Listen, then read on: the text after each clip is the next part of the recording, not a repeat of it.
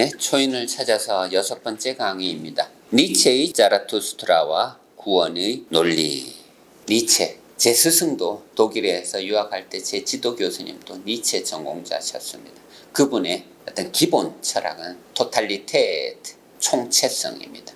히틀러의 토탈리타리스무스, 어떤 집단주의 이런 거와 관련돼서 많은 사람들이 오해를 하기도 했습니다.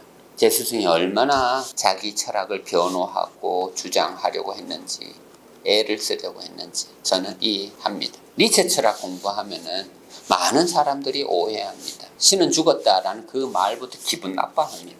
네가 뭔데? 특히 교회 관계자들 니체 철학 정말 싫어합니다. 3대 악마 해서 항상 끼는 인물이 니체입니다. 그런데 그렇게 정말 하찮은 얘기를 했다면 니체는 정말 쓰레기 같은 철학입니다. 니체는 신을 죽이려고만 했던 것이 아니라 인간을 살리려고 했던 철학자입니다. 그가 디오게네스를 자주 인용했는데 디오게네스는 광장에서 대낮에 등불을 들고 인간을 찾았던 철학자입니다. 왜 인간을 찾았을까? 그의 눈에는 인간다운 인간이 없었던 것입니다. 사람다운 사람이 없었기 때문입니다. 니체의 책 중에 너무나 인간적인이라는 책이 있습니다. 정말 멋진 제목입니다. 왜 너무나 신적인이라고 책 제목을 정하지 않았을까? 라고 생각해 보면 쉽게 답이 나옵니다. 이런 공부를 하고 나서 저는 2021년에 이런 책을 한 권 썼습니다. 니체와 초인의 언어라는 제목입니다. 부제목으로는 잠언으로 철학하기, 삶을 위한 니체의 문체론. 중세 1000년 동안 우리 선배들은 하나님의 말씀, 성경 말씀에 집중했다면 저는 니체를 공부하면서 니체의 말, 즉 자라투스트라의 말, 즉 초인의 언어를 한번 주목해 보았습니다. 니체의 목소리를 한번 들어보려고 애를 썼습니다. 많은 독자들이 책이 비슷하다고 정말 비슷해요. 방황하는 초인의 이야기, 니체와 초인의 언어. 둘 다 초인 이야기로 하다 보니 이미지도 비슷하고 책도 비슷하고 이건 책을 만든 출판사의 선택이었으니까 어쩔 수 없고, 하지만 이 속에 저의 노고가 들어있습니다. 저의 생각이 들어있습니다. 제가 죽고 나면은 제가 한 생각, 그것을 누군가는 읽어낼 거고, 제가 멈춘 그 지점에서 누군가는 다시 생각을 이어나갈 것입니다. 저는 그것을 알기에 지금 이 순간도 이렇게 강의에 열을 올리고 있는 것입니다. 1. 자라투스트라가 누구인지는 니체에게 물어봤어야 한다. 즉 자기한테 안 물어보고 다른 사람한테 자꾸 물어보니까 안타까운 거예요. 서러운 거예요. 이 사람을 보라에 실려있는 문구입니다. 나의 입에서, 최초의 비도덕주의자인 입에서 나온 바로 그 자라투스트라라는 이름이 도대체 무엇을 의미하는지에 대해서 사람들은 내게 물어보았어야 했지만 아무도 묻지 않았다. 아무도 안 물었어요. 왜 니체인 나한테 묻지 않고 다른 사람들한테 자꾸 물어? 신이 누구냐? 네가 죽인 신이 누구냐? 하고 나한테 물어야지. 왜 다른 사람들한테 물어? 자라투스트라가 누구냐라고 나한테 물어야지. 왜 조로아스터교, 나는 단 한마디도 조로아스터교에 대해서 말한 적이 없는데 왜 함부로 자꾸 그쪽으로 갖고 가? 니체는 안타까운 거예요. 자라투스트라가 누군지는 나한테 제발 물어봤어야 하는데 아무도 안 물어봐. 아무도. 단수라는 거 잘 기억해 두어야 합니다. 예를 들어서 1883년에서 1885년에 써지는 그의 대표작인 자라투스트라 이렇게 말했다. 의 부제목으로 니체는 이렇게 적어 놓았습니다. 모두를 위한 책이라고. 하지만 아무도 위하지 않는 책이라고. 저는 그것을 보는 순간 소름이 끼쳤어요. 왜? 모두는 다양성이, 아무도는 단수예요. 유일신이에요. 누구를 지명해야 하고 너를 위한 책은 아닌 거예요. 이 책은 모두를 위한 책이지. 인용을 한번 해보겠습니다. 나의 글 속에는 나의 자라투스트라가 있을 뿐이다. 나는 그와 함께 인류에게 지금까지 주어질 수 있었던 것들 중에서 가장 위대한 선물을 주었다. 니체의 이런 자신감 넘치는 글을 읽을 때 독자들은 매우 기분 나빠합니다. 제가 만약 내가 이 책을 통해서 니체와 초인의 언어를 통해서 내가 줄 수 있는 최고의 선물을 주었다라고 말하면은 정말 건방진 소리 같아요. 마찬가지입니다. 하지만 니체는 자신감에 넘쳐 있습니다. 자기 자신을 믿는 자입니다. 하나님을 믿는 자가 아니라. 구스타프 모로의 프로메테우스라는 작품을 한번 보세요. 1868년에 나오니까 니체가 대학생이었을 때 그려지는 그 그림입니다. 프로메테우스란 그 그림을 살펴보면은 제우스가 등장하지 않습니다. 제우스는 형이상학적 존재입니다. 신학이 중세 철학, 1000년 동안 증명하려고 했던, 존재를 증명하려고 했던 그 신의 존재는 형이상학적 존재입니다. 말로만 설명이 되는 존재입니다. 그림으로만, 이코네라고 그림으로만 그려질 수 있는 존재입니다. 이 사람이 신이야 하고 내놓을 수 있는 존재가 아닌 것입니다. 나의 글 속에는 나밖에 없어. 나의 글 속에는 나의 자라투스트라밖에 없어. 제발 좀 이해 좀 해줘. 내 안에서 신을 찾아. 니들이 생각하는 신은 내가 생각하는 신과 달라. 자라투스트라에는 끊임없이 신이 뭔지 엄청나게 정의를 내려놓았습니다. 내가 믿는 신은 춤추는 신이야. 니체는 끊임없이 신에 대해서 설명을 해놨는데 우리는 귀를 꽉 막고 신은 죽었다니까. 왜? 대화가 안 됩니다. 소통이 안 됩니다. 자라투스트라가 누군지 나한테 물어봤어야지 이 사람들아. 신이 누군지는 나한테 물어봤어야지 이 사람들아. 그는 자서전 제목으로 이 사람을 보라라고 했습니다. 이 사람을 보라. 빌라도가 예수를 지칭하면서 한 말입니다. 신이라고 가리키면서 한 말입니다. 에케 호모라고 이 사람을 보라고 좀 이 유대인들아. 니체는 자기 인생을 적어놓은 자서전 제목으로 이 사람을 보라. 제발 이 신을 좀 보라. 이 신이 된 이 사람을 좀 보라라고 외쳐대고 있습니다. 그런데도 귀를 꽉 막고 듣지를 않습니다. 사람을 볼 생각조차도 않습니다. 자신감에 넘치는 그 철학자를 볼 마음의 준비가 안 되어 있습니다. 자라투스트라의 동굴로 돌아가라. 자라투스트라는 이렇게 말했다 읽으면 재미난 반복되는 구절들이 있습니다. 항상 독서할 때 저는 이렇게 노트에 쭉 적어 나갑니다. 그리고 반복되는 문구도 저도 반복해서 적어봅니다. 반복되는 그 말들을 적어보다 보면은 뭔가가 보이기 시작합니다. 인식이 옵니다. 자라투스트라 처음부터 끝까지 뭔 얘기했을까요? 자라투스트라의 동굴로 돌아오라 이겁니다. 돌아오라. 자라투스트라의 동굴이 뭔데? 내가 있는 곳이야. 이 사람들은 내가 있는 곳. 자라투스트라의 동굴이 어디 있는데요? 그건 네 안에 있지. 네한테 있지. 천국이 어디 있나고? 누가복음에도 나옵니다. 천국은 네 안에 있다고. 제발 좀 정신 좀 차리라고. 자라투스트라의 동굴로 오라. 자라투스트라는 이렇게 말했다 해서 만나게 되는 모든 인물들을 이렇게 철학적으로 생각해보면 전부 다 자기 독백입니다. 노인을 만나도 늙은 자기 자신을 만나는 거고, 누구를 만나도 그 누구는 내 자신의 어떤 다른 면목일 뿐이고, 그 모든 나에게 내가 나를 만나면, 트라우마를 겪고 있는 그런 이동용이를 만나면, 동용아, 자라투스트라의 동굴로 돌아오라. 동굴로 돌아오라. 이 동굴에서 이야기가 시작됩니다. 그 동굴에서 시작하는 그 글 제목이 뭐냐면 인시피트 트라고에디아, 비극이 시작되다라는 말입니다. 이 제목 자체를 두고 보면은 자라투스트라는 비극의 주인공입니다. 왜 비극일까요? 신이 된 자기 자신이 자기 자신을 죽이는 자니까 비극이에요. 엄청난 비극이에요. 초인이 누구냐고요? 자기를 짓밟아버리고 자기를 죽여버리고 되살아나는 자입니다.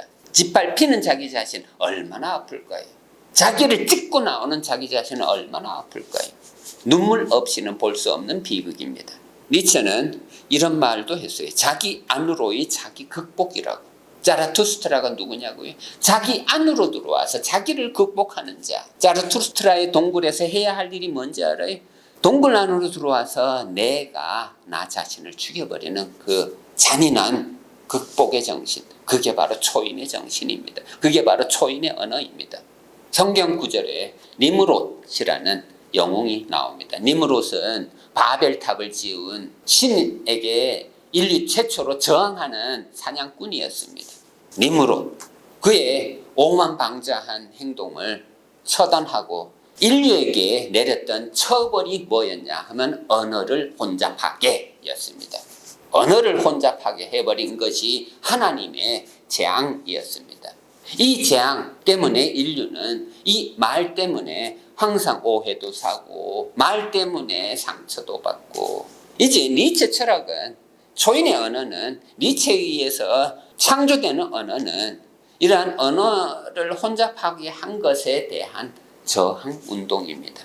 니체는 100개의 문장만 외우면 인생에 어떤 풍파가 와도 살아남으리라고 확언하는 자입니다. 100개의 문장만 외워달라고 제발. 아무도 외운 문장이 100개의 문장, 100개를 채우지 못하고 있으니까 네가 이렇게 고생하는 거야 라고 말하는 것입니다.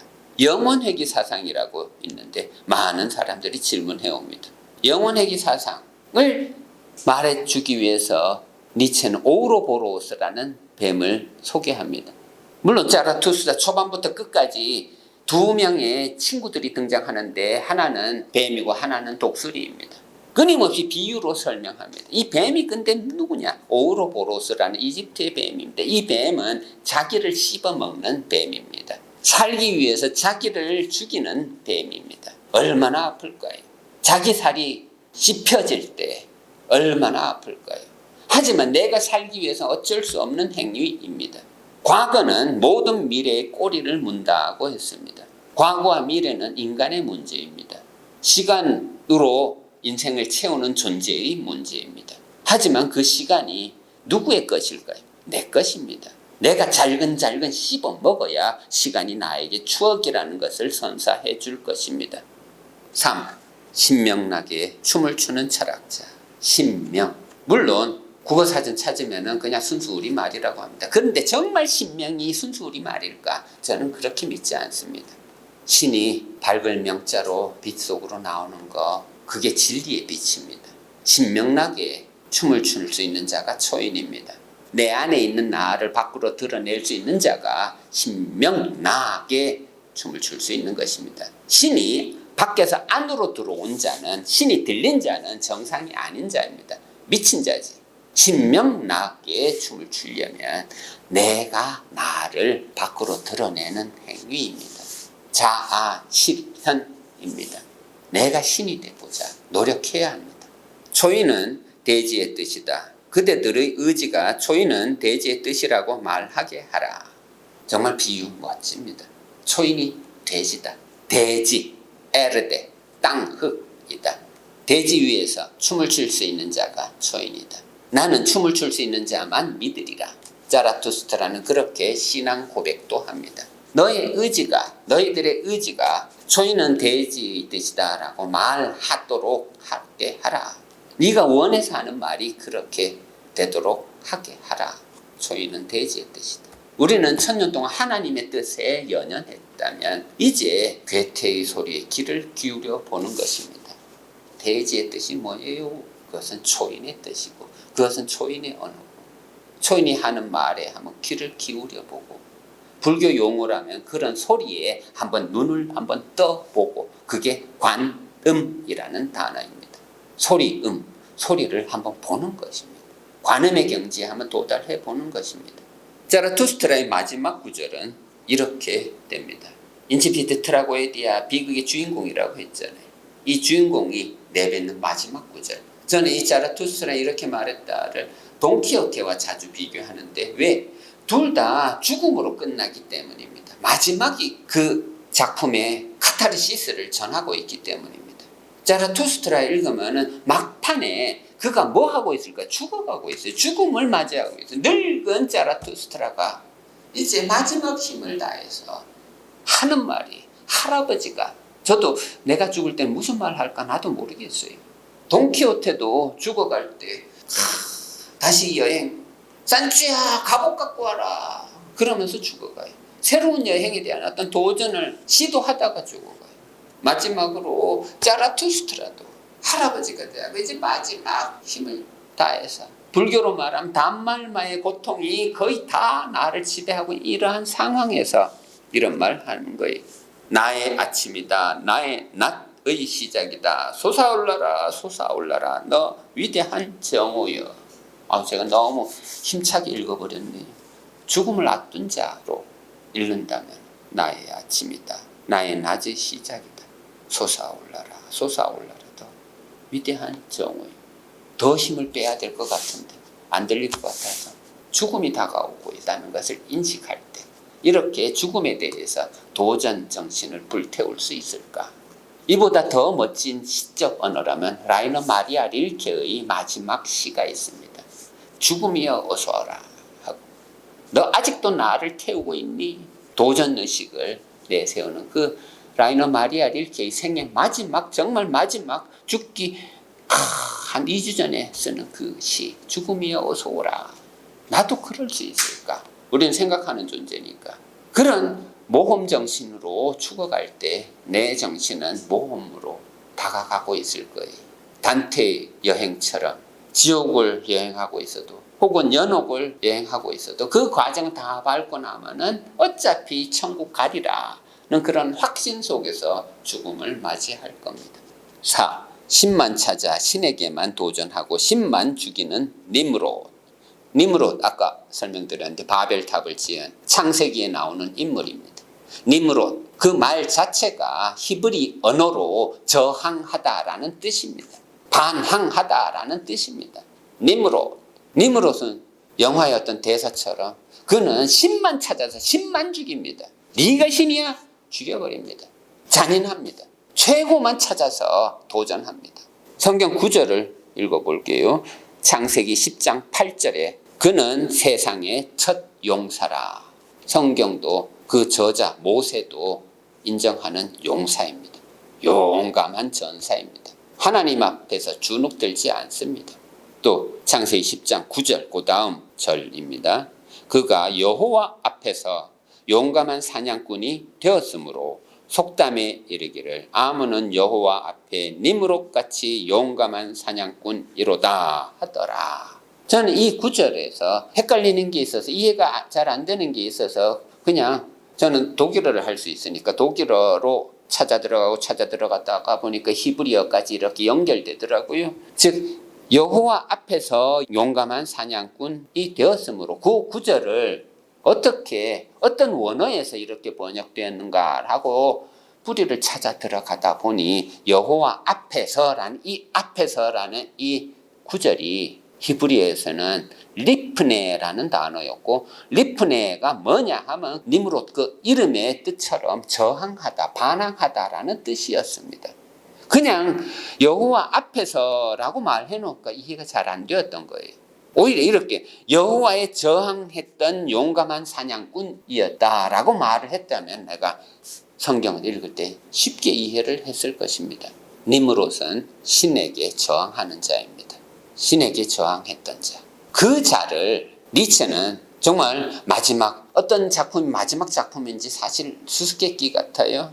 그 중에 하나가 디오니소스 송가입니다. 디오니소스. 니체는 1872년 비극의 탄생에서부터 끊임없이 디오니소스를 설명하려고 했습니다. 이 사람을 보라.